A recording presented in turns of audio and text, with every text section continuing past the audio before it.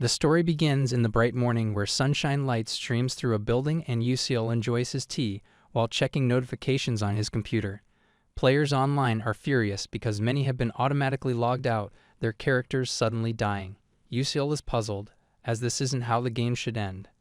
A prominent player, Bunny, expresses frustration at being unable to defeat the final boss due to his overpowering abilities. Yusil reflects on this bizarre game update, speculating it might be a bug causing character deletions. Inside the game, the final boss, the Dark Demon Dragon, appears on the 13th moon. A cult in the game helps a faction called Persona Gate gain control of Aether World, allowing the dragon to manifest. Yusil notices that Persona Gate now controls 90% of the world, but he focuses on his personal battles, PvE. Observing the dragon's devastation, Yusil decides to confront it, showcasing the skills he has honed over 10 years. Standing alone before the dragon with a sword, he knows this fight will define his character. The dragon's ability to nullify magic makes it a formidable foe. Yusil theorizes that the reliance on magic by other players is why none have defeated it. Yusil devises a plan to use a risky spell called Blink, which enables him to teleport about 10 meters. The spell's unpredictability, high mana cost, and long cooldown deter most players, but Yusil has mastered its direction control. With no mana himself, he views the spell as a means to move freely. Preparing to fight, Yusil executes his strategy and defeats the dragon. Shocked by his success, he plans to boast about his victory online, but the system notifies him that 90% of Aether World has been destroyed due to unforeseen events. It also reveals he was close to the true ending and must now achieve it. Enraging Yusil, he screams in frustration and the scene abruptly shifts. Yusil's chair and computer are empty. In another place, Yusil awakens, realizing he has become his in-game character. The system assigns him his first task, escape a chase. Bewildered, he finds a certificate from Stella Academy in his pocket, signifying he is now in Aether World. Remembering the game's multiple endings and his character's history, he recalls being chased at the start of his journey. Hearing a group approaching the hut he's in, Yusil tries to hide, but they notice the hut. The system suggests he used the Blink skill, leaving Yusil confused. Wondering if he could really use the ability with a body afflicted by mana leakage syndrome, Bake Yusil, who couldn't accumulate mana, clung to the one skill he had practiced all his life. Back in the present, Yusil stares at the system window, informing him that he could use the teleportation skill. He feels hesitant, as he was accustomed to controlling the skill with a mouse and keyboard in the game, not in real life. But there's no time to think. The sound of footsteps grows louder as the knights approach the abandoned cabin. Turning around, Yusil realizes they're almost upon him. Irritated but nervous, he mutters that he has no choice but to try. The knights stop briefly when they see Yusil fleeing through the snow. Their leader orders them to capture him, yelling for him to stop, but Yusil keeps running. He remarks that this is the first part of the tutorial, evading pursuers with teleportation.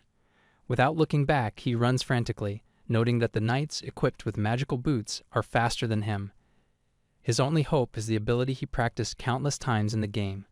Yusil tries to calm himself, reassuring himself that the timing of the skill is ingrained in his muscle memory. It should work. The knight's leader, irritated, commands Yusil to stop. Turning to glance back, Yusil sees them closing in and grows anxious.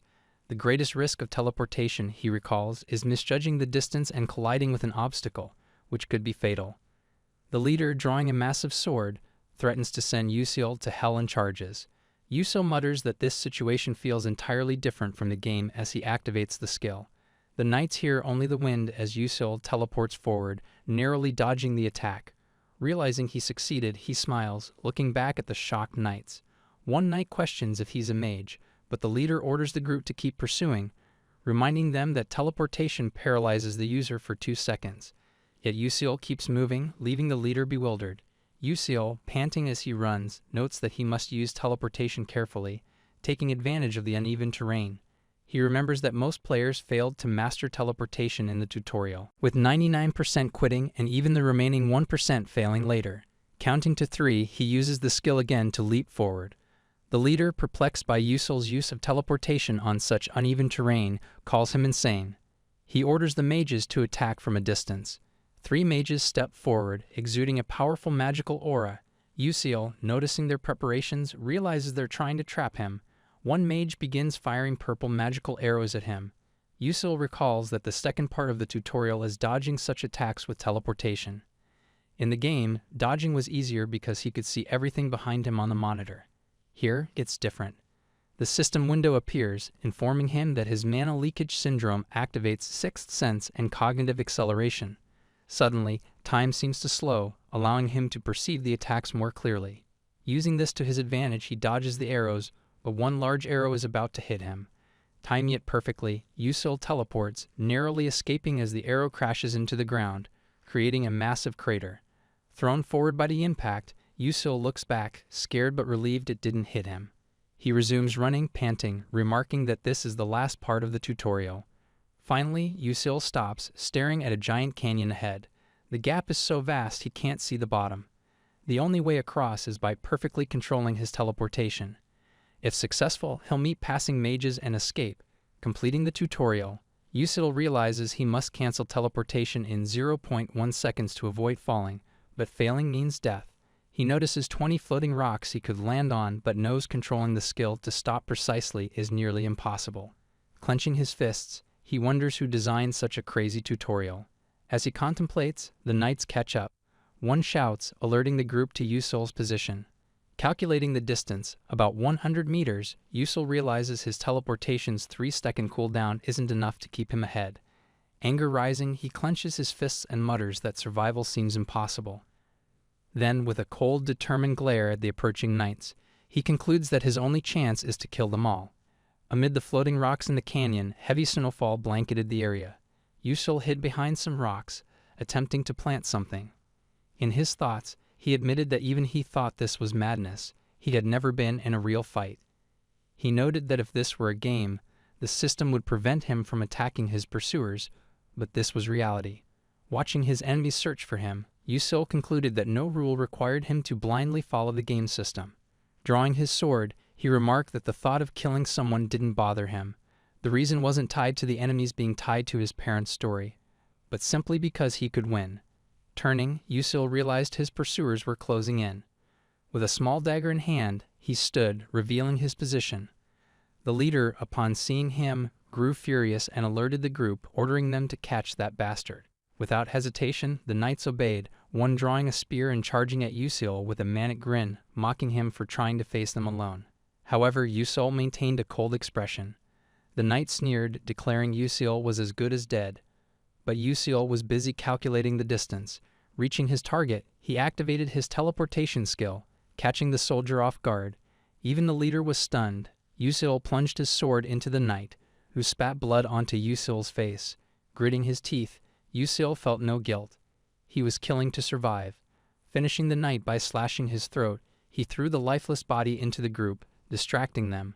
The leader, irritated, shouted for his men to focus, realizing Yusil was using the opportunity to flee. The knights screamed not to let him escape, chasing after him as he ran frantically. While running, Yusil thought dealing with one enemy hadn't made things easier and wondered what to do next. Suddenly, he noticed the quiet. Assuming the knights hadn't given up but were preparing magic, he stopped. About to dodge, he slipped on the icy snow. Seizing the chance, the knight's mage prepared fire magic, creating a pentagram at the tip of his staff. A massive fireball launched toward Yusil, startling him. Seeing it approach, Yusil cursed the spell, trying to think of a solution. Spotting a branch, he used teleportation to escape. The fireball hit the ground violently, creating a smoke curtain that obscured the knight's view. The blonde leader began celebrating, assuming Yusil had been hit. But as the smoke cleared, he saw only a crater. Confused, he didn't notice Yusil above him, dagger in hand. Looking up, the knight saw Yusil's cold expression before Yusil slashed him. The group froze, startled by Yusil's combat skills. Yusil finished the knight quickly, leaving him unable to react.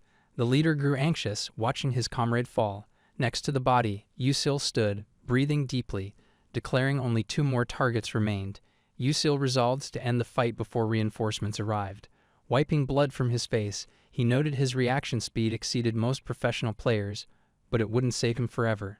Determined, he charged. The leader, drawing a massive sword imbued with blue magic, smirked, saying he had figured out Yusil's style. Confidently, he declared that as long as he protected his neck and face, the dagger wouldn't harm him. Charging his Ice Wave ability, he taunted Yusil to attack with all his might, claiming he wasn't afraid. Recognizing the ability, Yusil teleported to another location, dodging the ice spikes the knight launched.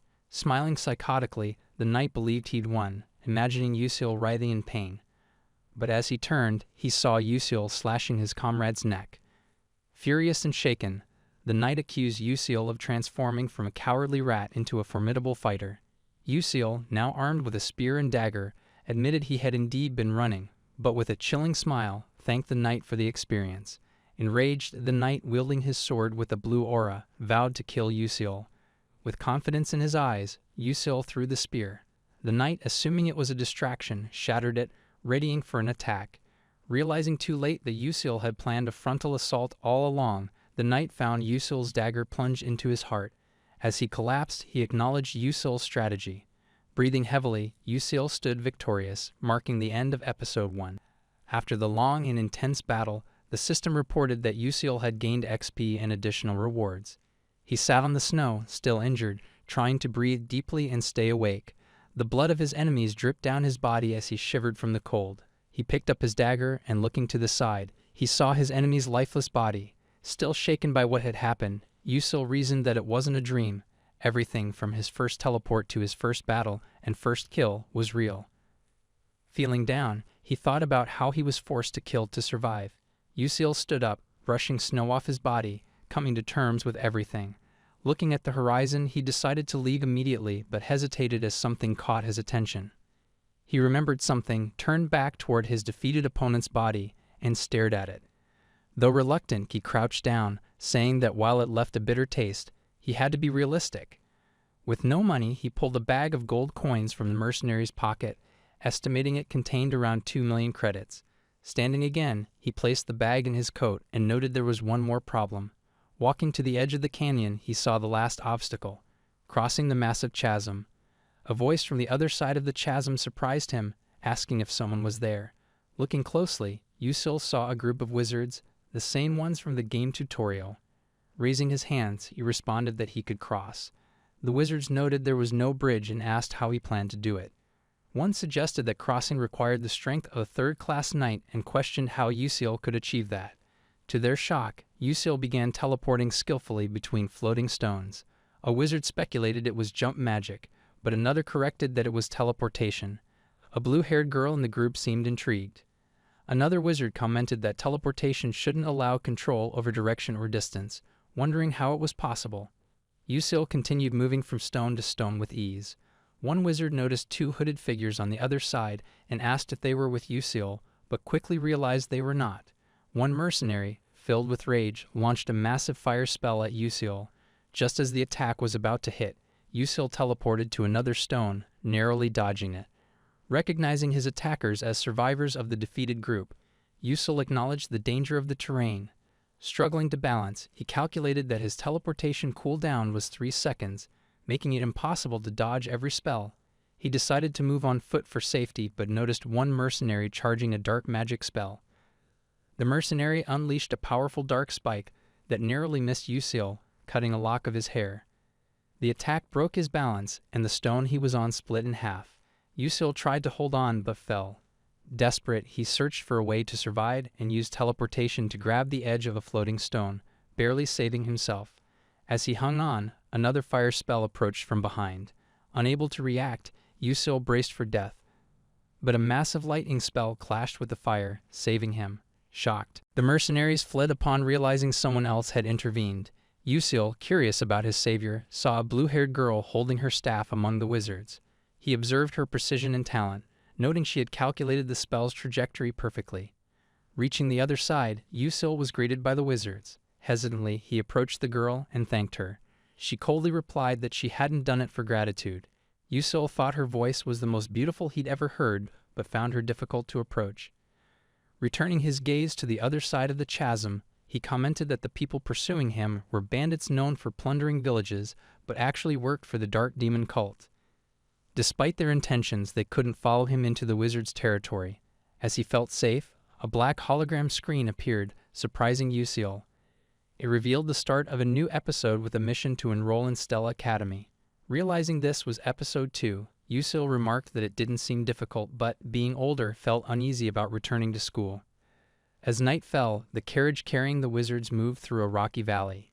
Inside, Yusil was dozing off, making faint sounds as though he were dreaming. In his dream, he saw himself as a child holding a book and calling his mother, declaring that he would grow up to become a wizard. His mother smiled brightly and assured him that she believed in him. He recalled admiring a magic book his parents had worked hard to get for him. At the library, he studied earnestly, vowing to make them proud. After a long day of studying, he fell asleep at the table, and his mother lovingly covered him with a blanket. Then came a dreaded day. His mother, looking worried, spoke to a doctor with a downcast expression, asking if her son truly had mana leakage syndrome. Pale and silent, the boy felt his dream crumble and insisted it couldn't be true. Yusil, feeling conflicted, questioned whether these memories were from Bak's past as he vividly recalled the boy crying over his broken dream. Frightened, he suddenly woke up, clutching his head in pain as he tried to process it all. The rising sun caught his eye, and one of the wizards greeted him, mentioning that he would have been woken if he hadn't gotten up on his own. The wizard then informed him they were approaching the city of Lizoacia, the satellite city of Arcanium. After the long journey, the carriage moved over icy snow, and the driver suggested taking a break. As Yusil stretched, he noticed the blue-haired girl who had saved him watching him. When he looked her way, she quickly turned her gaze elsewhere, pretending nothing had happened. Understanding her cold personality, Yusil gave a faint smile and returned to his thoughts. He reflected on how this world, despite having magic, resembled modern times with its flying ships, warp holes, and trains. Their destination was Lizoacia, where they would board a flying ship to Arcanium. Yusil thought about Arcanium, a city of magic, known for its renowned magic towers and prestigious academies. Among these, Stella Academy was the most powerful, attracting nobles and geniuses from all over the world. He wondered how Yusil had managed to get admitted there. Remembering something, he checked his skills and found abilities like Sixth Sense and Detection Acceleration, which he credited for keeping him alive. He noted that his mana leakage syndrome, a permanent curse, stopped him from accumulating mana, but allowed him to detect mana and incoming attacks. Detection Acceleration let him perceive things as if time were slowing down. While vital, these abilities consumed significant mental energy. Opening his status screen, Yusil observed that his beginner stats weren't bad. He explained that in this world, abilities were leveled, and stats were ranked in stars, with 9 stars being the maximum, though almost impossible to achieve. He decided to invest in sensitivity to improve his sixth sense and reaction speed, recognizing that mana leakage syndrome remained his biggest challenge. Fixing it was essential, and Stella Academy seemed his only option. As he contemplated this, the system notified him of missed messages, but before he could check, a wizard announced it was time to leave. Yusil nodded and returned to the carriage, noticing the blue-haired girl silently watching him. Later, a giant flying ship soared through the sunny sky. On board, a noble boy with purple hair noticed Yusil and mocked him loudly, questioning why Stella Academy accepted peasants. Yusil ignored the taunts, responding with indifference, which enraged the noble. As the noble tried to block his path, the room fell silent as an elegant girl with pale hair entered. The nobles bowed, addressing her as Princess Hongbayan, but she dismissed them with cold hatred. Yusil watched her quietly, remembering she was the game's villain. According to the game, she was frequently bullied and humiliated, leading many players to feel sympathy for her despite her antagonistic role. Distracted, Yusil's stomach growled, and he searched for food. However, on seeing the high prices, he left empty-handed, deciding to wait until they reached Arcanium to eat. Soon, an announcement informed everyone that they would arrive in 10 minutes. Hearing this, Yusil smiled, his confidence building as he resolved to embrace his new reality and give it his best. Yusil leaned against the ship's window, sighing nervously. While he felt a bit relieved at having successfully reached Stella Academy, he couldn't shake off his doubt about surviving in the academy. He rephrased his question, wondering instead if he could survive in this world, recalling the dragons and demonic humans. Looking at the beautiful sky outside, he murmured his wish for something to help him in his situation. Suddenly, he remembered the notification he hadn't checked. Opening the system screen, he saw that the Constellatio project offered him a special reward, a lower version of an item or skill he had in the game. With a hand on his chin, Yusil commented on the system's commercial ethics and began considering his options. He debated choosing the Light of Return or the Flash, but the system informed him the item ratings were too high and would be significantly reduced. He then attempted to claim a skill, but the system disallowed it, offering instead a slight improvement to his teleportation skill. The system mentioned that Yusil lacked narrative power, prompting him to ask what it meant. The voice explained that narrative power drove the story's progression and accumulated through exploration. Yusil summarized that he couldn't access advanced items because he was still a novice, leaving him apprehensive. Then an idea struck him. He requested the bubble glasses. After a moment's consideration, the system agreed and materialized the glasses in his hands. Yusil explained that the bubble glasses stored all the information he had acquired in the game, a crucial tool in a world where remembering details about monsters or learned knowledge was impossible. Players in the game had created such items, and Yusil had been one of them. Putting the glasses on, he opened the system window and analyzed the glasses' information, confirming it matched the in-game version. He asked the glasses to open the collected information folder and saw several neatly categorized folders containing all his stored data. Satisfied, Yusil remarked on the glasses' usefulness and noted that with them, he could recover some abilities he had lost. While exploring their capabilities, something caught his attention. A voice called out a girl's name, Asel. The speakers referred to her as the eldest daughter of the traitor Dutch Mulf and insulted her. Yusil noticed it was the blue-haired girl who had saved him. She appeared uncomfortable upon hearing the insults, and Yusil felt a vague sense of familiarity with her name but couldn't recall why. Using the bubble glasses, Yusil accessed her information and discovered Isel was the false heroine. He noted that the world he was in, though a game called Otherworld, was based on a fantasy novel titled Do Not Love the Princess. The novel centered on Isel, who lost her family, sought revenge, and evolved by clashing with the villain, Hong Bayan, before ending up with the male protagonist.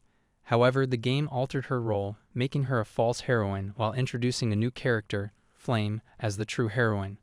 Flame was a modern woman transported into the game world, and despite players' efforts, Isel could not survive in any route. Removing the glasses, Yusil decided her fate wasn't his concern, though he felt as if he'd seen her somewhere before. Assuming it was just his imagination, he focused on preparing for disembarking. Soon, they arrived at the grand and imposing Stella Academy, with its sprawling buildings and bustling students. Veterans and newcomers gathered for a lecture by an elderly man dressed as a priest. The man spoke of the dark demonic humans, wizards who embraced supernatural powers, and their ongoing invasions through persona portals and dungeons. He emphasized the wizard's duty to protect the world from darkness. As some students dismissed the lecture as tedious, the man announced a ceremony for the top 5 highest-scoring students. Among them were Hong Bayan, Yusil, and the false heroine. As Yusil observed the students, he remarked on their radiance, fitting their roles as main characters. His attention was drawn to Mayon, the freshman representative with the highest score. Yusil reflected on Mayon's brilliance, calling him a genius who embodied the phrase, "Between heaven and earth, I am the most honored." While Yusil couldn't aim for the true ending, he resolved to avoid bad endings by bringing Mayon to the good side. However, he worried that Flame, the game's protagonist, would complicate things.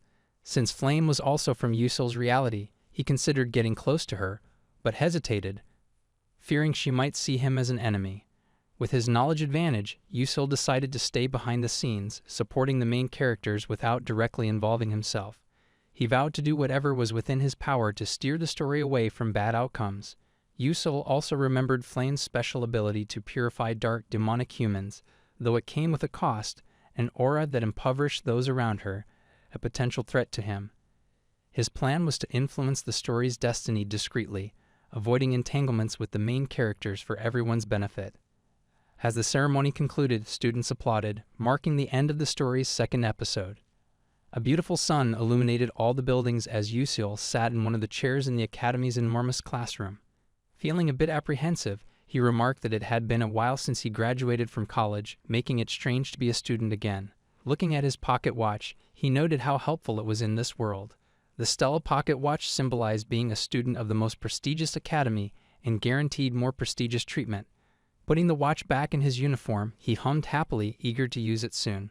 The classroom door opened, and a tall teacher with a scar on his eye entered, walking to the center of the stage. He instructed the students to sit down, put away unnecessary materials, and informed those wearing glasses that they would need to have them examined.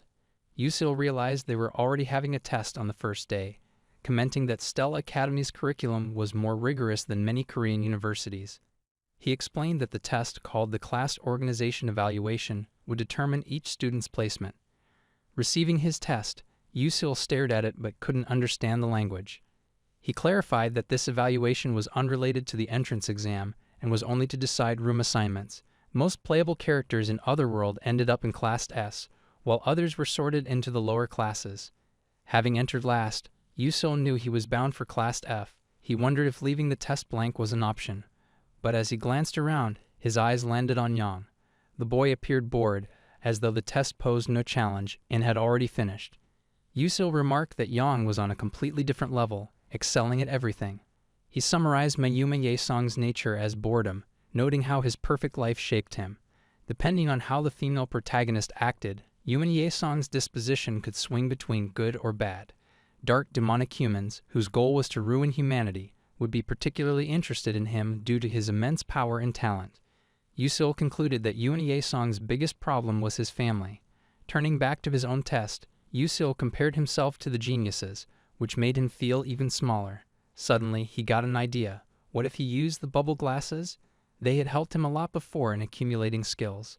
Taking them from his coat, Yusil decided he had nothing to lose. However, before he could act, Professor Carrasco appeared beside him, asking about the glasses with a scary aura. The professor reminded him that all glasses needed to be examined first. Nervously, Yusil handed the glasses over. The professor analyzed them with his mana skills, searching for any signs of trickery. Yusil became increasingly anxious, wondering what would happen if they were discovered to be special. The system alerted him about a missing part of the bubble glasses and asked if he wanted to summon it, but Yusil quickly declined. After a moment, the professor said he couldn't detect any mana and returned the glasses, warning Yusil to ask next time before using anything. Relieved, Yusil put the glasses on and started analyzing the test. To his surprise, the glasses allowed him to see all the answers, even though he didn't understand the language. Smiling, Yusil thought he had hit the jackpot and could even aim for first place. However, just as he got into a rhythm, the professor announced the test was over. The tests, imbued with mana, flew toward the professor before Yusil could react. Watching helplessly, Yusil realized he had only completed 3 questions. The professor glanced at the tests and seemed startled. Yusil, removing the glasses, escaping Class F was still out of reach for him. Suddenly, the professor approached him, demanding the glasses again. He examined them more thoroughly, unable to believe there was no mana. Calling for a doctor named Gran, the professor asked a student to fetch him. Elsewhere in the academy, the professor explained the situation to Dr. Gran, a magical engineering expert with gray hair and a calm demeanor. Gran analyzed the glasses and concluded that although it was suspicious how Yusil answered the questions, there was no cheating involved. He explained that Yusil had solved the questions using pure intelligence, with no traces of mana. Amused, Gran said it was fascinating to witness something like this and instructed the professor to apologize to Yusil. The imposing professor, though prideful, apologized to Yusil for the misunderstanding. Yusil smiled and assured him it wasn't a problem, silently thinking how lucky he was not to have been caught. At Stella Academy, something unusual was happening in Professor Lehanwol's office. With the help of another professor, he was analyzing the test papers of all the students. As he looked at the answer to the first question, he became thoughtful, but his musings were interrupted when a woman suddenly called his name. A blonde-haired woman with slightly wrinkled skin caught his attention and asked if those were the freshman tests for the year. Smiling, Professor Ideltamen commented that she had heard there were many interesting freshmen that year. Lee confirmed this, starting to make a list of the most promising students. Among them was Hong Baiyan, a princess from Adalabeth, the Kingdom of Flames, and a member of the most renowned family of fire mages. Another was Jeremy Scalvin, the successor to the Scalvin Empire, who at 12 years old defeated his brother in the race for the throne. The third was Hoan Riang, the successor to the master of the Full Moon Tower, the largest magical tower in the world. Hearing this, the professor remarked on how challenging it must have been to create exam questions for so many elite students from prestigious families. Lee smiled slightly, noting he was pleased the questions were to her liking. However, his expression shifted as he explained that this year's class distribution test featured a new type of question. The first 3 questions were the most difficult, designed to test flexibility, problem-solving without simple formulas, and creativity for scenarios not found in books. This reflected the shift from an era of theoretical magic to one emphasizing combat, quick judgment, and innovation. These questions weren't meant to be solved, and the results showed that 1,000 out of 1,141 students left them blank. Of the remaining students, only 100 attempted to answer, and most failed to get even one right. Surprisingly, only 3 students managed to answer all 3 questions correctly. One of them was Mayumi Yasan, the prodigy of the century with unknown origins. Another was Flame, a commoner admitted with the principal's recommendation and said to rival Mayumi Yasan. Finally, the most unexpected was Bak Yusil, a student no one anticipated. The professor noted that while Mayumi Yasan and Flame were undeniable geniuses, Bak Yusil had the lowest entrance score and couldn't solve any other questions. Curious, the woman asked why the professor was so interested in the scores. He explained it didn't make sense, but she suggested the boy's success might just be a coincidence. She left while the professor sighed and continued reviewing Yusil's file. The file stated Yusil had been admitted through special consideration due to his exceptional ability to control teleportation. Lee remarked that the principal's personal guarantee for admission carried significant weight, exceeding his expectations. Smiling, the professor noted that a combat mage specializing in teleportation was rare and vowed to find out if Yusil's performance was a coincidence or something more. Meanwhile, in the hallway, 3 girls chatted about an interesting topic as students filled the corridor, discussing the class assignments posted on the bulletin board. Yusil overheard their conversations and grew irritated, realizing he had to check the board manually, unlike in the game where assignments appeared with a single click. At the bulletin board, names were listed by class, and students eagerly searched for their assignments. One student recognized Yusil and mocked him for scoring 0 on the magic application test. Yusil dismissed the comment, saying it didn't matter and prepared to check his placement. Confident he would be in Class F, Yusil scanned the list for his name but couldn't find it. Panicking, he assumed the academy had expelled him for solving 3 questions. His worries spiraled as he feared he might die without accomplishing anything. Then he overheard students questioning why Yusil was placed in a particular class. They speculated it must be an administrative mistake since many high-ranking students were in Class A confused. Yusil checked the board again, and to his shock, he found his name listed in Class S, the highest rank in the academy. Staring in disbelief, Yusil questioned how this could have happened. He was certain he was destined for Class F, as in the game Aether World.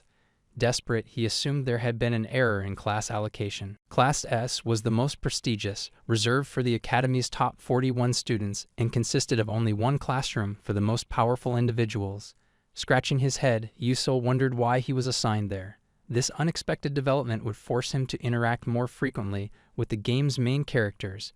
Feeling downcast, Yusil lamented that getting involved with the protagonist would shorten his already limited life. Worse, he realized he couldn't change classes and decided he would need to keep a low profile to avoid attracting attention. Resolving to stick to his disguise and initial plan, he remained determined to adapt to the situation.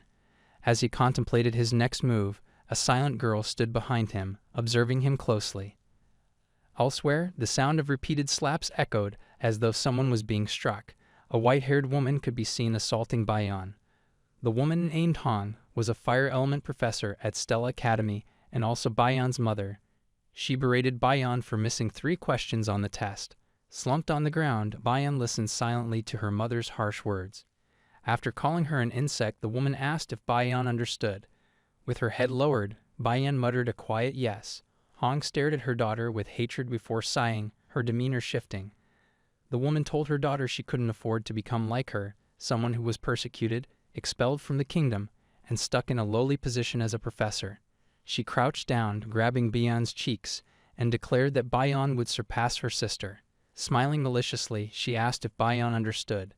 Bayan responded with a meek yes, but once her mother left, she revealed her true thoughts. She understood nothing. She only knew how to live and solve problems as she had been taught. Crying, Bayan questioned why she had to endure such torment when she had done nothing to deserve it. In Class S, noble and renowned students sat waiting for the teacher to arrive. Yusil sat with his hands on his head, muttering that he was doomed to be surrounded by weirdos. The murmurs about his presence continued, with some students criticizing him and questioning how he managed to get into Class S. One noble claimed that his parents had protested Yusil's inclusion, only to be told that he had the necessary qualifications. Yusil acknowledged that it made sense. Those nobles had trained since childhood, so he understood their annoyance at having someone like him in their class. Yusil reminded himself that rank changes were possible based on performance, even in Class S, and that some students could be demoted. He recalled that someone was soon expected to move up from Class A to S and decided to gather more information. Looking around, he noticed several exceptional individuals and found it fascinating to see characters from a game he loved standing before him. Many of them would become globally famous in a few years, with some even influencing the magical world. Among them was Mayuma Yason, whose presence made Yusil slightly worried. He feared the boy might follow a dark path. Shifting his gaze to the female protagonist Flame, Yusil thought it would be great if she could prevent that, as it would improve his own chances. The professor finally arrived, and to Yusil's surprise, it was Lee who had overseen the class test. Lee greeted the students warmly and introduced himself, exuding an imposing aura. He revealed his name as Professor Lino and expressed happiness to teach the class. The students found him impressive, admiring his reputation for hunting nearly 1,000 demonic and dark beings. As a 7th-class magic warrior, he was truly on another level. The professor instructed the students to sit down and noted the class had many talented individuals and one particularly unique student. Lino addressed the class, emphasizing that Stella Academy trained combat mages. As magic warriors, they would face rigorous education over the next 3 years.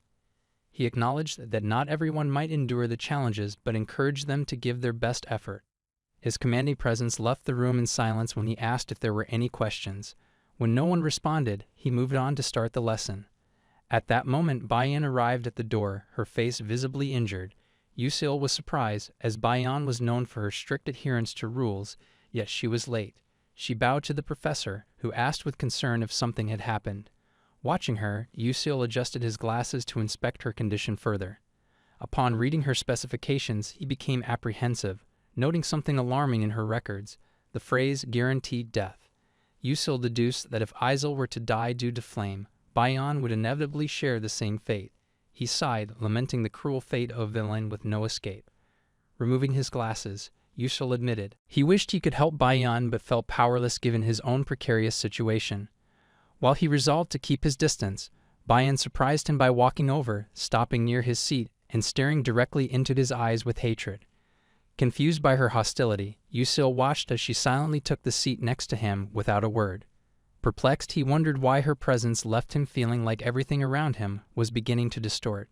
The teacher explains that before starting the class, they would participate in the succession of staves to determine which staff each student would use during their time at the academy. From Class S to Class A, all students would take part in the succession ceremony. Yusil finds the event a bit annoying but is still excited, knowing it is one of the Academy's 2 major events, the ceremony for contracting a familiar and the succession ceremony for the staves. At the event venue, the teacher asks if everyone has arrived. The staves present range from mid-level to high level, so the students are reminded to choose carefully. The exchange process is complicated, making it essential to be cautious. However, Yusil thinks back on how, in reality, the staves choose the students, not the other way around. In this game-like scenario, staves respond only to those deemed worthy, creating a resonance effect. This means a student cannot simply take a high-level staff because they want to. As Yusil observes the staves, he wonders which one might suit him. In the past, he would have gone for a staff appropriate for Class F, but now, as a Class S student, he must choose wisely. He notices a smaller staff that might suit him best. Staves are divided into 2 categories: short wands used by knights for quick magic casting and long staves used by priests for powerful singular strikes. Nearby, a group of students speculates about which staff the protagonist might choose, noting that as a Class S student, he shouldn't have trouble resonating with any staff. Yusil, indifferent to their comments, dismisses their chatter. At that moment, someone calls out to him. Yusil asks who it is, and the young man introduces himself as Uslik. Surprised, Yusil notes it's the first time he's heard that name and asks what Uslik wants. Uslik inquires about the staff Yusil plans to take. Yusil responds indifferently, saying it could be any staff. Uslik advises him to choose one that matches his plebeian status to avoid causing trouble for the teacher. As Uslik starts to leave, Yusil retorts that he shouldn't cause trouble either, irritating Uslik. Uslik begins to insult Yusil, asking if he wants to fight. Annoyed, Yusil puts on his glasses, and the system informs him that Uslik is the son of a subordinate marquis under Prince Jeremy. Yusil, unimpressed, wonders how insignificant this boy must be. Uslik declares that he intends to take the staff called Edmeri Amir, known as the strongest among the mid to high class staves. Yusil is surprised, knowing such staves are usually reserved for professional magical warriors and are beyond the capabilities of most students. Despite this, Uslik walks confidently toward the staff, determined to prove his worth. Everyone watches in shock as he initiates the resonance attempt with the mid to high class staff. At that moment, an explosion occurs. Observing the scene, Yusil thinks the failure was predictable. Uslik, injured and in tears, sits on the ground while other students suggest calling the teacher. Yusil, however, thinks they should simply give up on the matter. Meanwhile, another student approaches the staff. The group speculates whether this student will attempt to take it, doubting his success. The young man confidently grabs the staff, and a brilliant light envelops the area. Watching this unfold, Yusil observes the situation quietly, noticing the young man smiling as he successfully resonates with the staff. The resonance is completed, and the group is shocked that a new student managed to wield a mid to high rank staff. They question how it's possible but aren't entirely surprised, as Yang expected it and knew this would reveal his exceptional talent. At that moment, Yang looks at the protagonist, who is confused by his smile. Yusil doesn't understand what's happening, recalling that Flame also took a mid to high rank staff named Thien. He believes this marks a critical branching point.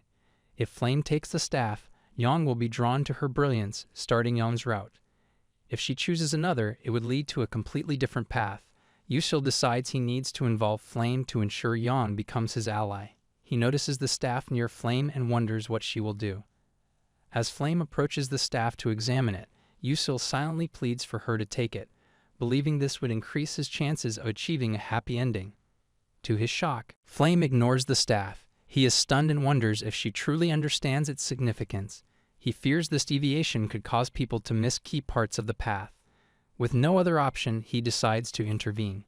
Yusil uses his teleportation ability to appear behind Flame, startling her thinking is wrong, calls out to her again, confused by her cold demeanor. He knows Flame is typically sociable and friendly, so her reaction feels off. But he cannot give up. His survival depends on it. He calls out once more, insisting he wants to help. Flame repeats her demand for him to mind his own business. Yusil, desperate, says he thinks he's found the perfect staff for her. Flame skeptically asks what he knows about staves. Yusil explains that he has heard a lot about her and asks if she doesn't believe she could wield the other staff lying nearby. Suddenly, a noise catches his attention. To his shock, the staff appears in his hand. He is utterly confused, as Flame was supposed to take it. Flame gives him a sharp, irritated look, seemingly displeased. Later, after everyone leaves the area, a group of students discusses the surprising events. 2 students successfully resonated with mid to high rank staves, a rare achievement as only 5 people in history had done so before. They note how remarkable it is that one of the students had only used teleportation during the magical manifestation exam, which raises even more questions about how it was possible. Meanwhile, Flame listens to their conversation calmly, showing no reaction. The scene transitions to the self-study hall, where Flame walks through, finally enjoying the silence. She reflects on how everyone was talking about the news that 2 new students had wielded mid to high-ranked wands. She couldn't understand how that was possible, especially since she didn't believe the boy could have held turban. Flame wonders who he is and recalls reading the original novel 3 times before ending up in this world, yet she has no memory of a character named Yusil. The novel explicitly stated that no one had ever managed to wield that staff. She speculates that he might have been showing off to her. Frustrated with her thoughts, she decides it's pointless to dwell on it. At that moment, someone calls out to her. One of her friends asks if she's going to study alone. Flame instantly changes her expression and sarcastically asks if they thought she was a nerd or something. The friend responds no, explaining it's just that Flame always said she had nothing better to do, so she ended up studying. Flame questions why they were addressing her with a superior tone when they were the same age. The friend explains it's a habit from being treated as older where she grew up. Meanwhile, Flame reflects that since she's in a contemporary novel, she can't act like a child. When the friend asks again if Flame is going to study, Flame notes that the girl's name is probably Jackie and finds her style oddly similar to her own. Flame replies that she isn't studying alone because she has a special supplemental meeting coming up. She excuses herself, saying they'll meet another time. Later, as Flame walks through the hall, she reflects on how difficult it is to be a student at her age. She accidentally bumps into someone, revealing one of the main characters, Won Hyung. He asks if she's okay, and she assures him she is. Noticing something, Hyung comments that her expression doesn't look good and asks if something happened. Flame, surprised by his concern, says it's nothing. When he asks if she's going to study, she confirms and inquires if he's heading to the class training hall again. He says he can't afford to slack off on training. Flame remarks that he's unnecessarily sincere, and the two exchange glances. Hyung smiles and says he'll see her later. Meanwhile, the girl from earlier appears, watching Flame. Greeting her, the girl runs away the moment Flame notices her. Flame dismisses it, thinking it's not the time to worry about such things. Sometime later, Flame arrives at the meeting. She reflects that, according to the original novel, Aisel and Hong Bayan would be participating, so observing the confrontation between the female protagonist and the villain of a romantic fantasy would be important. As she enters the room, she notes all the key characters are present. The host seems surprised to see her, and Flame notes it's unsurprising since the meeting is for students needing to improve their grades. She also notices some Class S students participating, which explains the host's reaction. Flame is startled to see Ma Yezong in the room as well. The male protagonist of this world appears to be interested in Yuseol, which she finds a true coincidence. She realizes Yuseol hasn't solved anything beyond the 3 infernal questions from the classification exam. Still, she suspects he might have planned from the start to only answer those 3 questions to enter Class S. This makes her think Yuseol could be far more dangerous than he appears. Meanwhile, Yuseol seems exhausted, wishing someone would save him from Mei Yesong's attention. Mei Yesong, noticing Yuseol, asks why he's there and mentions he didn't expect to see him. Mei Yesong assumes there might be a special reason. Yuseol wonders why Mei Yesong is so interested in him. Mei Yesong then announces that they'll be discussing the exam, specifically reviewing the highly difficult problems known as the 3 infernal questions. Mei Yesong solves one of the questions, leaving Yuseol surprised. Yuseol sees this as his opportunity, knowing Mei Yesong had the lowest score in the classification exam, yet he still managed to solve the 3 infernal questions. Yuseol smiles, realizing Mei Yesong might be more capable than he anticipated. Mei Yesong sees this as his chance to prove he is much better. He confidently announces that he will solve the first question, explaining that it's designed as a trap to lead people into error. As the students focus on the question, Mei Yesong keeps glancing at the protagonist. He then asks Yuseol what he thinks of the question, and if he's certain about it. Yuseol, surprised, wonders what Mei Yesong is referring to since he has no idea what Mei Yesong is trying to accomplish. Deciding to be honest, Yuseol admits that he doesn't know. Everyone is shocked by Yuseol's response, as it implies that Mei Yesong is solving the question incorrectly. Mei Yesong is startled and confused as to why everyone is staring at him like that. As he works on the problem, his chalk suddenly breaks, adding to the tension. Yuseol, still puzzled, questions if he's somehow in the wrong. Shortly after, Mei Yesong calls out to Yuseol and asks if he'd like to come up and solve the question himself. Although Yuseol seems uninterested, he notices Mei Yesong encouraging him, saying he can do it. Reluctantly, Yuseol steps forward to face the problem. As he approaches the board, Yuseol reminds himself that this is one of the 3 infernal questions. He believes the question is less about mathematics and more of a word puzzle, making the answer relatively simple. Despite finding the situation ridiculous, he knows he must do what's necessary. Observing another student's work, Yuseol notices the student solved the question like a math problem.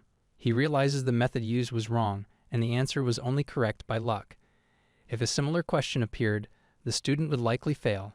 Yuseol begins explaining, stating he can't fully demonstrate the solution but can point out the mistakes in the other boy's approach. He questions the method used and whether it would work if the problem involved elements like water or wind instead of earth. The boy responds that he used a different method, but Yuseol counters that doing so would stray completely from what the problem requires. He asserts that the boy's answer was a result of luck, not skill. The boy falls silent, admitting Yuseol is correct. Shortly after, Yuseol finishes solving the problem. The students begin copying his work from the board. Observing the situation, Flame is stunned. She wonders how Yuseol managed to command such authority, with everyone following his explanation without question. She reflects on how others, like A and C or B and An, could have debated the solution but were too engrossed in the problem to do so. Flame questions whether Yuseol's answer is truly correct. As time passes and the afternoon turns to evening, Mei Yesong mentions that he will see the protagonist soon and bids him farewell. The protagonist, however, remains deep in thought, observing everything around him. He reflects that getting involved with someone like Mei Yesong might bring trouble, but then recalls how his mother no longer wishes to see him. Despite this, the earlier interaction with Ma Yesong seems to have drawn Yang's attention.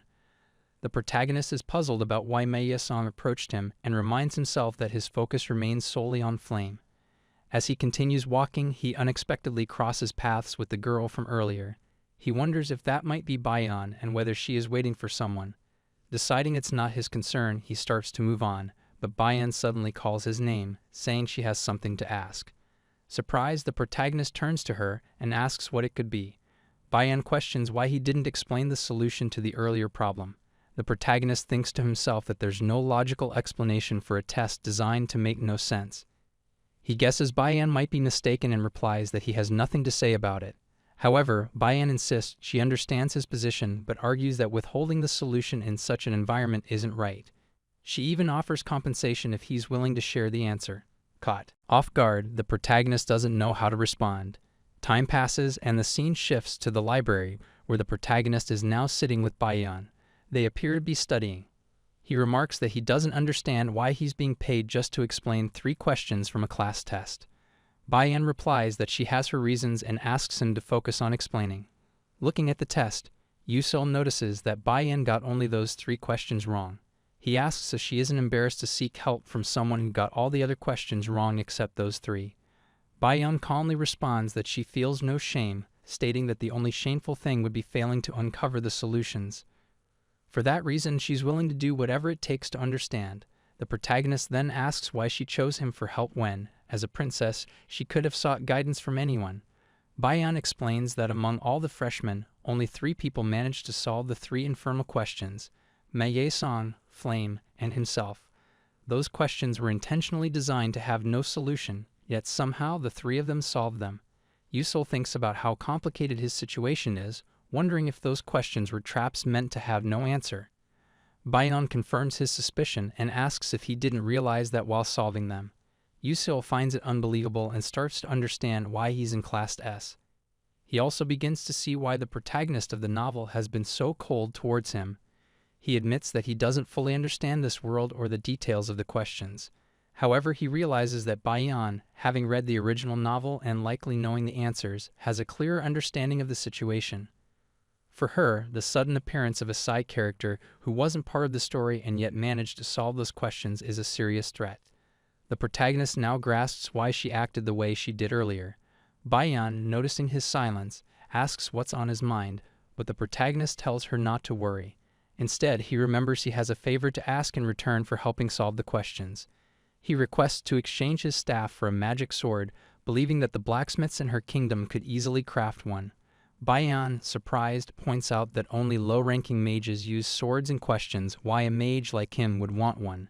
Yusul explains that a sword suits his fighting style better and asks if she can help.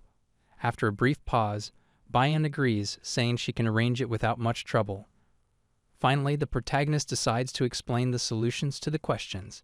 He tells Bayan that the key lies in a change of perspective. He reflects that her weakness lies in her overly structured magic, which limits her ability to think beyond one approach. He knows that she only realizes this in her 2nd year, after losing to Flame. Therefore, he refrains from giving her detailed hints but points her in the right direction instead.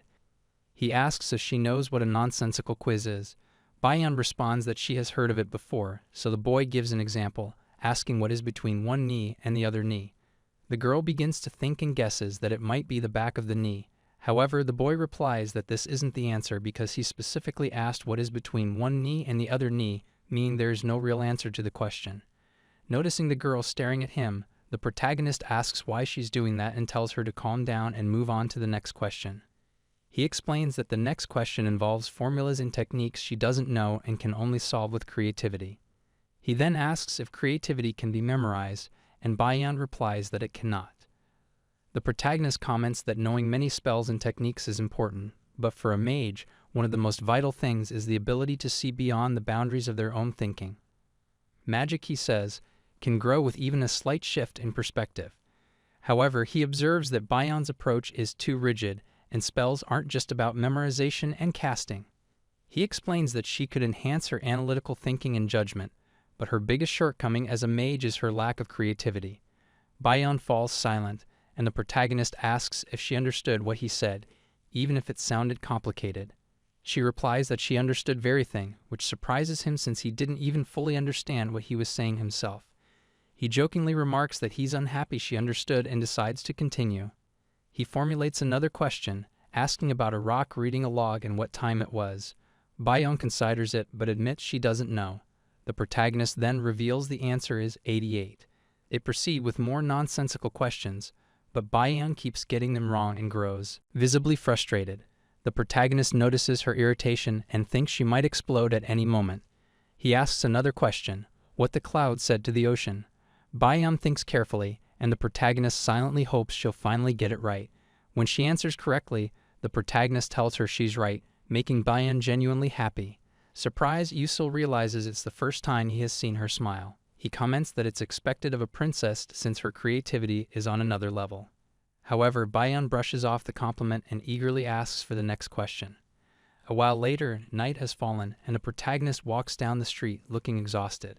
He reflects on spending 3 hours asking nonsensical questions to Bayeon and can't believe she truly understood what he had said. Despite her flaws, she's undeniably a skilled mage with a sharp mind, but her rigidity remains her greatest weakness. He feels sorry for her, even though she's a villain in the story. For this reason, he resolves to transform his staff into a magic sword soon to increase his versatility. Shaking off these thoughts, he decides to focus on buying the books he needs for the next day's class. Looking around, he wonders if the area he's in is the right one, as he can't quite remember. After some time, he finally finds the place he was looking for. Yusul enters the bookstore, noting the well-finished environment and remembering that the owner had a strange habit of pretending to sleep while observing customers. The bookstore, which didn't even have a name, held hidden treasures, like the notes of a student who graduated at the top of the academy a decade ago. These notes could be revealed on a screen with the press of a button. In real life, Yusul only needed one specific book, knowing that the right book could significantly impact how quickly his grades improved. He had previously purchased books from well-known bookstores, but discovered that excellent resources were often hidden in small, unmarked shops like this one. If he attended a magic engineering class with those notes, he could likely secure a top grade. As he scans the shelves, he notices a familiar book and reaches for it, but someone stops him. A girl named Isel appears, asking if he knew her. Yusul replies that she was well known to him, noting he was part of the supplemental group and recalling meeting him before he entered the academy. She mentions enjoying a previous debate with him, but expresses disappointment that he couldn't finish his explanation. As she walks away, she says it was nice to see him again. Yusul feels relieved that she didn't take the book he wanted, but wonders what Isel was doing there. Isel, meanwhile, picks up another book, looking visibly relieved. The protagonist observes her, surprised, and wonders what might have happened. Since the bookstore sold used books, its patrons were typically poor students like him. Isel came from a bankrupt family, likely with no other choice but to shop there. Her father had been killed by dark demons, making her presence in such a place even more tragic. It was disheartening to see a princess buying used books, and even more so considering she likely had little money. In the original novel, Isel had an unfortunate ending, dying before Fleming, the protagonist of that world. Among all the characters in the game, she was the most tragic. The protagonist realizes that he lost the books he wanted and asks the vendor to ring up what he could find. Meanwhile, Isel watches him and seems about to insult him but stops mid-sentence, commenting on the interesting books he chose. Yusul, assuming she was about to mock him, asks which books she found interesting. She mentions advanced sealing theory, an uncommon topic since modern magic relied more on alchemy and magic engineering. Yusul explains that few people studied sealing theory, making it an efficient way to earn good grades with less effort. Isel agrees, and he notes that it's a rarely chosen subject, which is precisely why he was studying it. Changing the subject, Yusul says he'll leave and starts walking away, thinking about how the lack of interest in sealing theory would allow him to maintain academic balance with minimal time investment. Isel watches him silently. The scene shifts to the school, where Isel heads to her first class, which happens to be on nullity. She finds it manageable and believes it's an easy subject to secure good grades in. As she enters the classroom, she overhears students discussing rumors about the most intelligent students enrolling in the class. Isel takes her seat, thinking that she'll need to focus on performing well in her other courses to balance things out. After the class ends and students begin leaving, Isel also prepares to go. She feels troubled, realizing that with so many students in her classes, getting a scholarship will be difficult. Worried, she considers eating something to distract herself but decides to save her limited meal vouchers and settle for a low-cost bread instead. As she glances around, she notices Yusil. She wonders why he's there, observing the teacher's lesson, and assumes he must be studying.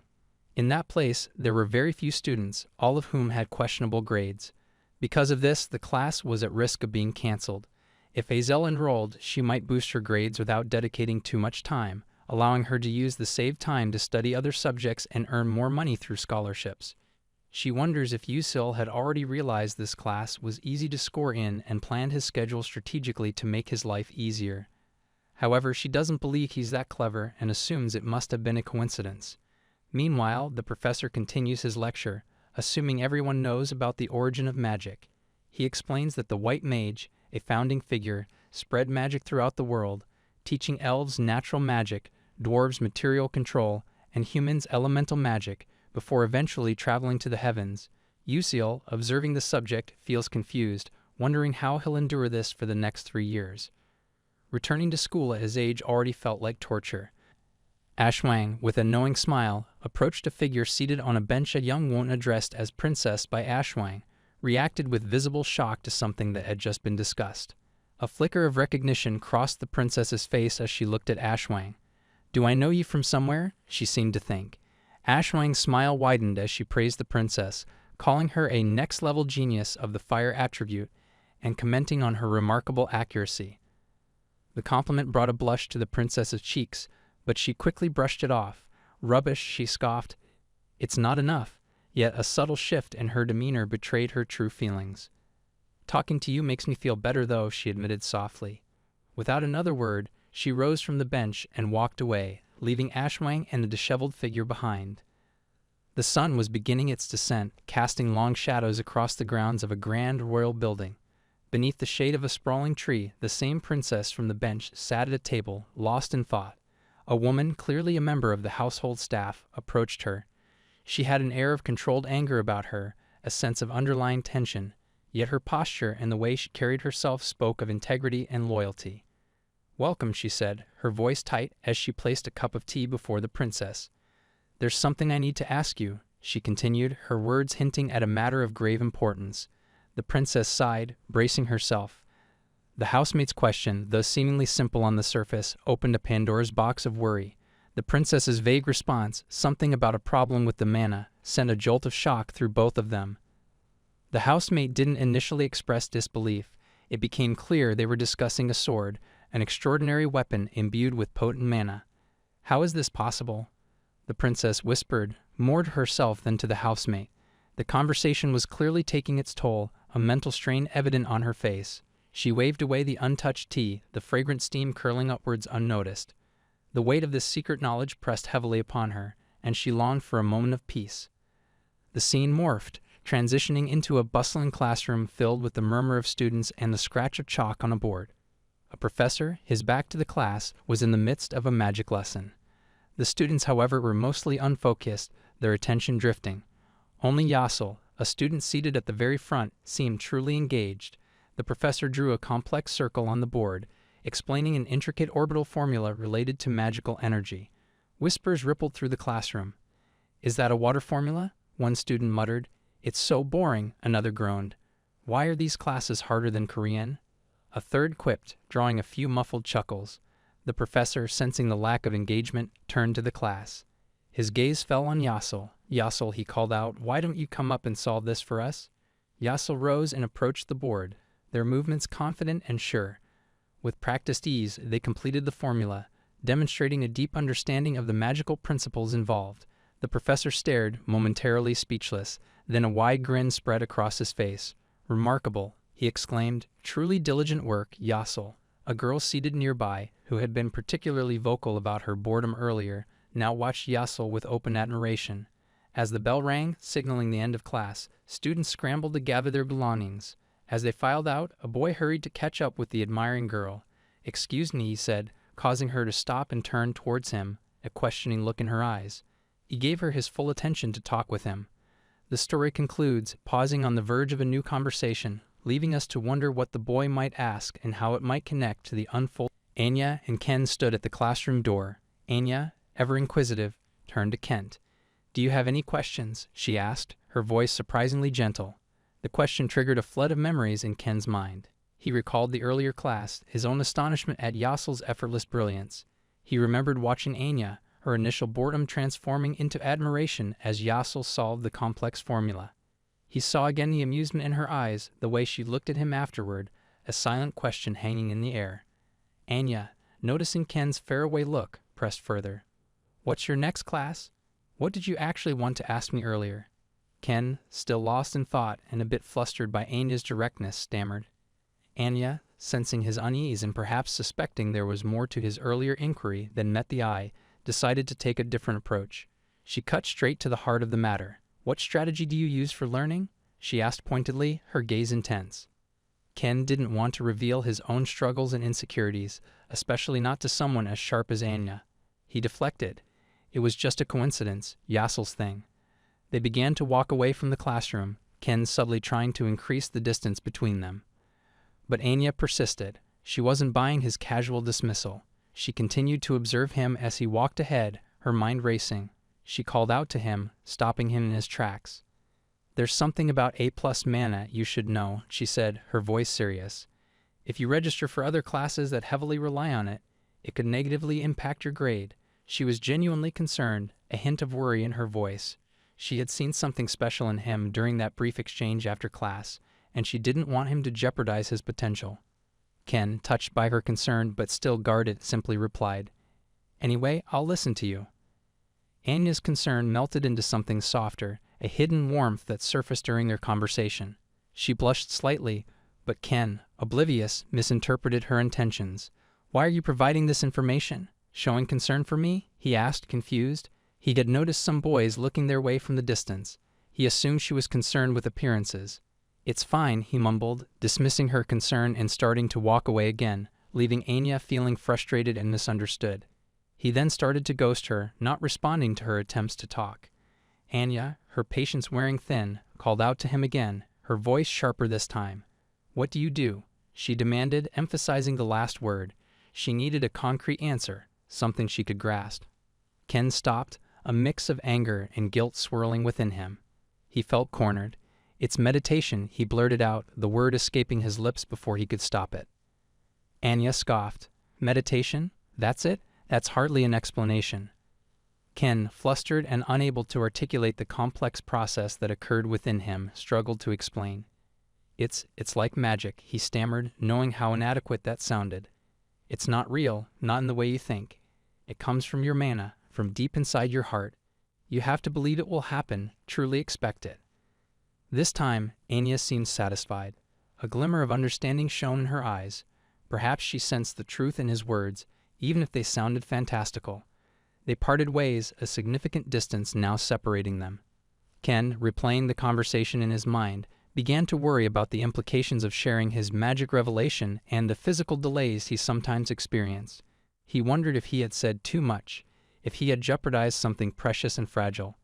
As he descended a staircase, disappearing from view, the scene ended, leaving his anxieties and Anya's newfound understanding hanging in the air.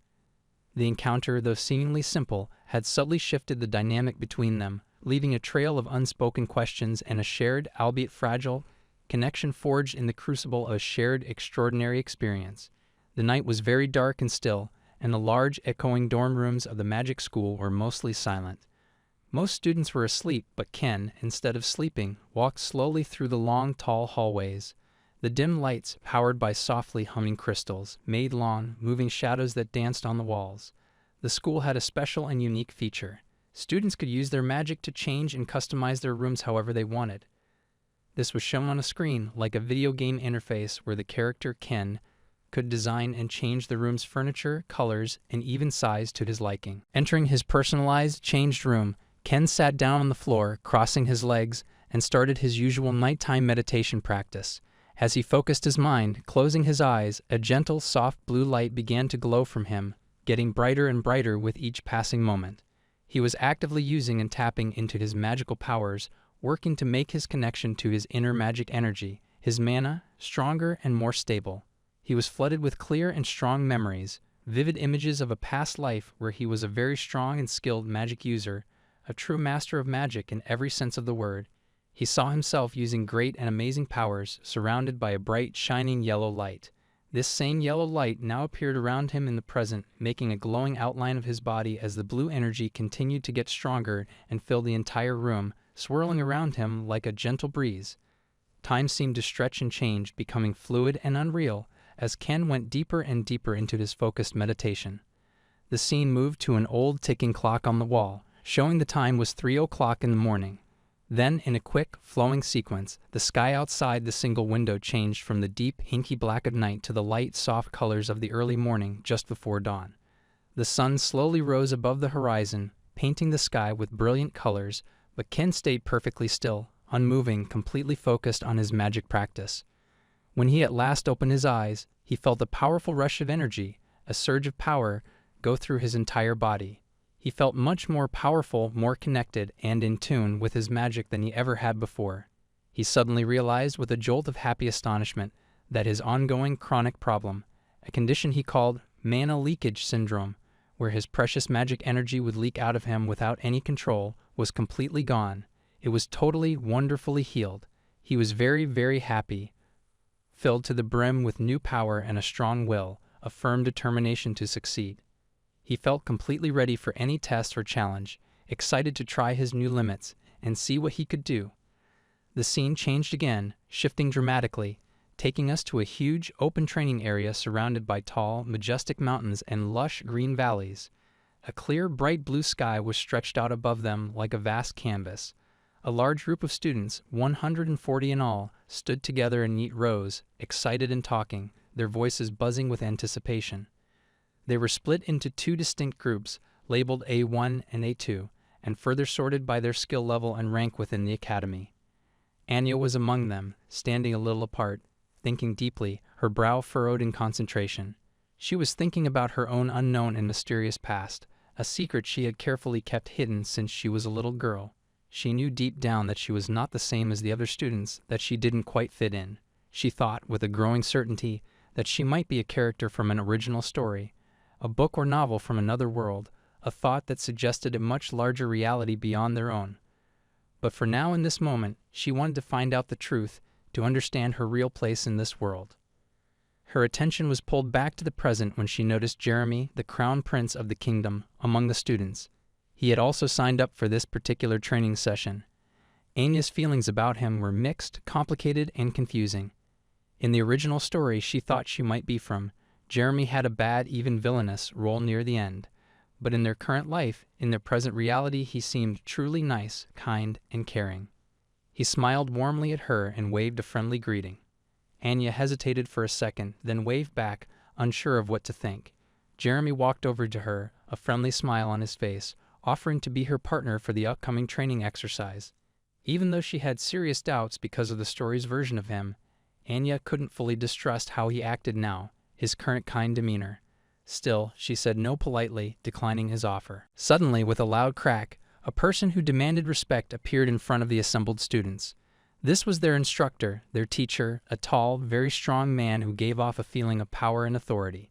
He said in a booming voice that he would be watching and overseeing their training, which would be going through a pretend, magically created dungeon full of dangerous traps and scary monsters. He told them the scoring system: 1 point for beating an easy, level 1 monster, 4 points for a medium, level 2 monster, and a huge, impressive 20 points for defeating a very difficult, level 3 monster. The best student, the one with the highest score, would get a special prize, while those who did badly might be kicked out of the academy, expelled for their failure. He ended his speech with a short, curt good luck and disappeared as fast as he had come, in another loud crack. The training started without any warning abruptly. The ground under the students' feet began to shake hard, vibrating violently. Trees grew from the earth very fast, shooting up at incredible speed, changing the area into a thick, strange, and unfamiliar forest. The students were surprised, caught completely off guard, confused and scared as they were moved, teleported in an instant into the middle of the pretend dungeon. Ready or not, prepared or unprepared, their real test had started. The training ground they knew, the familiar open space, was gone, replaced by a scary and unknown place filled with unseen dangers. the beginning of a difficult test, a trial that would push them to their greatest limits, testing their courage, skill, and magical abilities. A group of students had gathered in the dense, shadowy forest, the sunlight barely filtering through the thick canopy above. Among them was a female student named Flame, her fiery red hair a stark contrast to the muted greens and browns of the woods. She was contemplating leaving the group, her mind already elsewhere, when another student, Jackie, approached her, concern etched on his face. Jackie asked if she intended to go through the upcoming practical training exercise alone. Flame paused, considering his question. She knew that forming a team for the dungeon practical training offered many advantages. Working together meant better defense, coordinated attacks, and shared knowledge. However, Flame was driven by a strong desire to excel, and she believed that working alone would allow her to earn more points individually. She envisioned herself swiftly defeating monsters and accumulating points at a faster pace than if she were part of a team. After a moment of thought, she turned to Jackie and explained her reasoning, assuring him that she would go solo this time. She softened her decision by suggesting they could team up in the future, perhaps during the next training exercise. With a final nod, Flame turned and walked away, disappearing into the depths of the forest, leaving Jackie to watch her go. An hour later, Flame was deep within the simulated dungeon, the air thick with the sounds of battle. She had just dealt with a particularly challenging monster, its roar echoing through the fabricated environment. Suddenly, she was bombarded by a series of field attacks, magical energy blasts that erupted from the ground around her. She reacted swiftly, raising her hands and conjuring a shimmering shield to guard against the onslaught. So far, she had collected 18 points, a number she considered to be a decent start. Though she secretly hoped for more, she continued moving forward, her senses on high alert, scanning the surroundings for any sign of danger or opportunity. As she pressed on, she sensed a presence nearby, a subtle disturbance in the magical energy of the dungeon. Initially, she wondered if it was another monster, surprised by how well the figure was concealing their presence, their magical aura almost completely masked. However, Flame was also employing her own stealth techniques. She was using a skill called One with Nature, which allowed her to blend seamlessly into the environment, making her almost invisible to the untrained eye. Her plan was to use this to her advantage, to ambush whoever or whatever was lurking nearby. As she stealthily drew closer, her eyes widened in surprise. The figure she had sensed was not a monster at all, but another student, Bak Yuseol. He was known for his solitary nature, having rejected all requests to form teams for the training. She noticed he already possessed a point stick, a clear indication that he had already defeated at least one monster. A competitive spark ignited within Flame, and she decided to test his abilities to see just how skilled he truly was.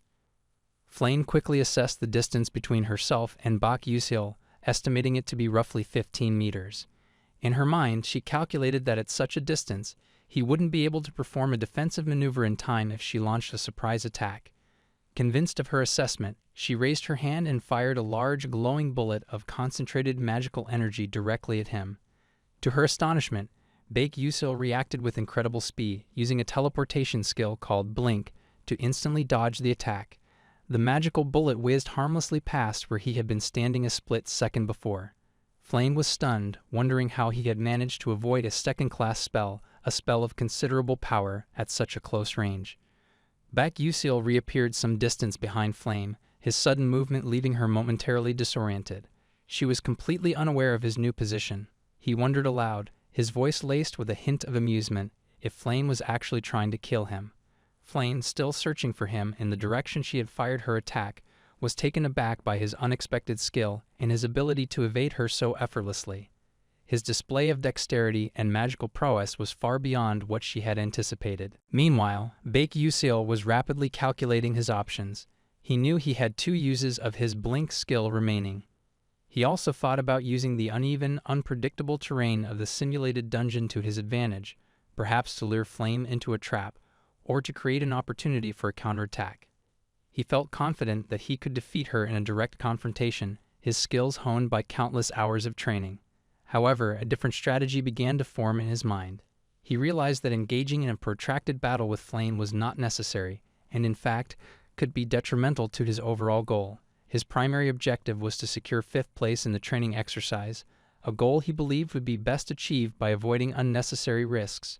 He was particularly interested in the rewards promised for 5th place.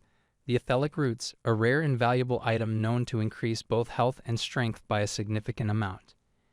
In his mind, he reasoned that the top 4 positions would almost certainly be taken by the main characters, the exceptionally talented individuals who always seemed to dominate these types of competitions.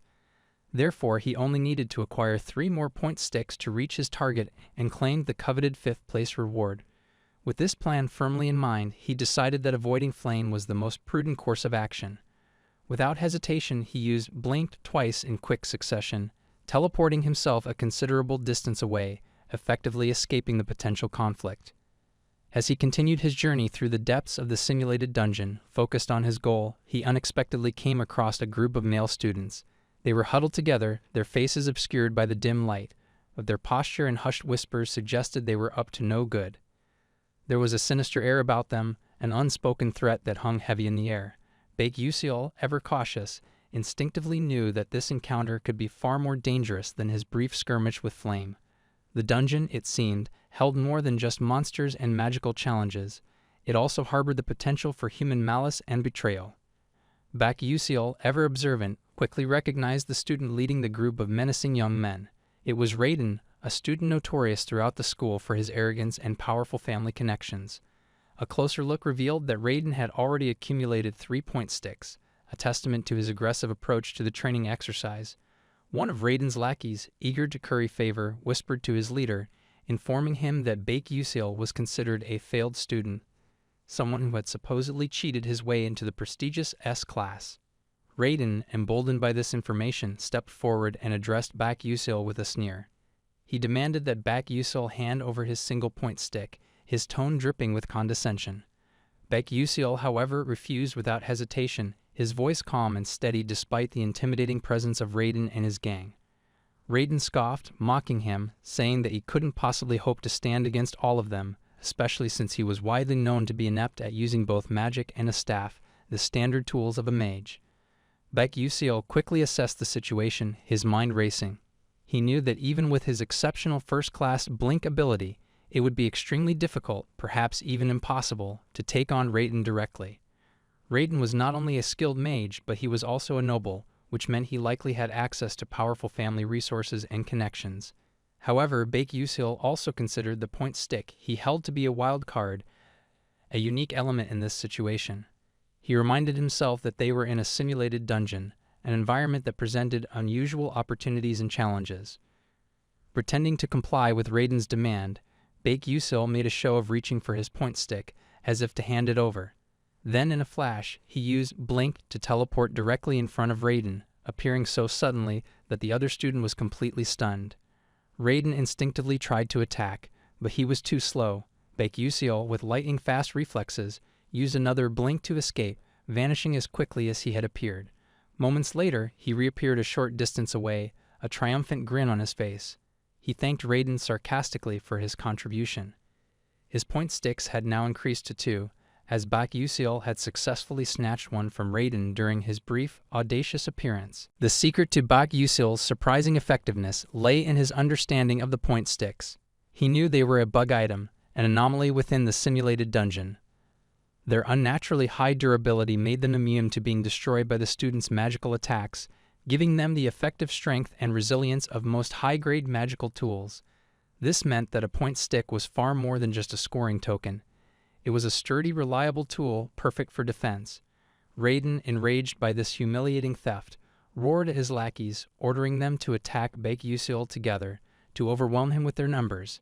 However, just as they were about to launch their coordinated assault, the very terrain of the dungeon began to shift unexpectedly. The ground trembled, trees moved, and the landscape rearranged itself, interrupting their attack and throwing them into disarray. Seizing the opportunity created by this sudden change, Baek-Yuseol turned and ran, disappearing into the shifting maze of the dungeon. Some of Raiden's lackeys managed to launch a few desperate attacks in his direction, but he skillfully used Blinked to dodge them, his movements precise and efficient. Raiden, his face contorted with frustration, shouted at his lackeys, telling them that Baek-Yuseol must still be nearby. He instructed them to wait until the terrain stopped shifting, to regroup and then resume their pursuit. What Raiden didn't anticipate, however, was that Baek-Yuseol would choose to reappear so soon. As they stood, tense and ready, Baek Yusil suddenly materialized near them once more.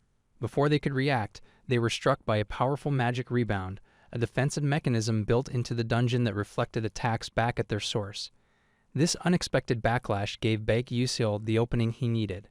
With incredible speed, he snatched more point sticks from the disoriented lackeys. He then vanished again. This time he appeared farther away with a smirk. He joked that if he ever got a girlfriend, he would give her a point stick as a special gift, a unique souvenir from his adventures. Before they could recover and retaliate, he used Blink once again, disappearing into the depths of the dungeon. At that time, hidden in the shadows, a female student watched the entire scene unfold. She observed everything with keen eyes, her presence completely unnoticed by the other students. Her motives, however, remained unknown. Meanwhile, Baek Yusil was later seen in another part of the dungeon, taking a moment to catch his breath and examine his hard-earned gains. He was pleasantly surprised by his success with the point sticks, his initial plan having worked far better than he had expected. He considered himself lucky, reflecting that if he had fought normally, in a straightforward magical duel, he likely would have been robbed of his point sticks, perhaps even defeated. However, because this was a simulated dungeon, a place of unpredictable magic and shifting realities, the situation had played out very differently, much to his advantage. As he admired his spoils, his collection of point sticks now significantly larger, Baek Yusil suddenly sensed something strange approaching, a disturbance in the magical energy of the dungeon. He frowned, wondering what it could be, his senses on high alert. In the next moment, his eyes widened in alarm. A massive wave of flames, a roaring inferno, was surging toward him from behind, moving with terrifying speed. Startled, he quickly prepared to react, his mind racing to find a way to survive this unexpected and deadly threat. The dungeon, it seemed, had one more surprise in store for him. Baek Yusil was shocked by the sudden, unexpected fire magic attack. The sheer force of the spell resulted in a massive explosion, a blinding flash of light, and a deafening roar that echoed through the dungeon. He narrowly escaped the blast radius by using his Blink ability, teleporting away just as the flames were about to engulf him. Even so, he could feel the heat on his skin and the shockwave through the air. It was undeniably a close call. He couldn't help but think about how dangerous that attack was. As the smoke and dust from the explosion began to clear, he quickly identified the attacker, a female student with vibrant fiery red hair named Han Bayan. She was clearly the one who had unleashed the devastating fire spell. Han Bayan, her expression intense, immediately demanded to know why he hadn't taken all the point sticks from Raiden and his lackeys earlier. Baek Yusil, still catching his breath, replied simply that it was because he couldn't.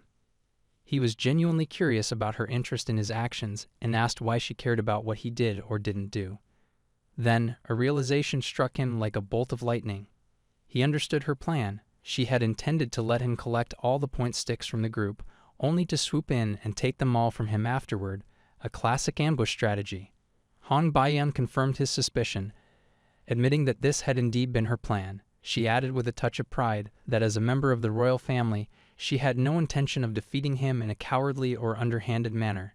She insisted that she wanted to defeat him properly, in a fair and direct confrontation, showcasing her power and skill. Baek Yusil, ever humble, tried to downplay his own abilities, claiming that he was just a weakling, not worth her attention. Han Bayan, however, retorted sharply, stating that she had seen him earlier with Raiden and his group. She had witnessed him effortlessly stealing point sticks while casually joking around, all without using any proper magic, relying solely on his Blink ability. She then recalled her thoughts from earlier, when she was observing the confrontation from the shadows. She had initially planned to attack Raiden and his group herself, but she knew it would be a difficult, if not impossible, task to take on 6 elite mages at once, even for a royal like herself. Her strategy had been to wait patiently until they were exhausted from fighting amongst themselves or with other students, and then swoop in to take the point sticks from the weakened victors. To her astonishment, Baek Yusil had managed to achieve this very outcome, taking the point sticks from them using nothing but his Blink teleportation skill, a feat she considered remarkable. Considering that a commoner like Baek Yusil could confront a group of elite mages, including a noble like Raiden, and still find the time to joke around, Han Bayan felt compelled, even obligated, to attack him with all her power. She believed that someone capable of such a feat deserved to be challenged to the fullest extent of her abilities.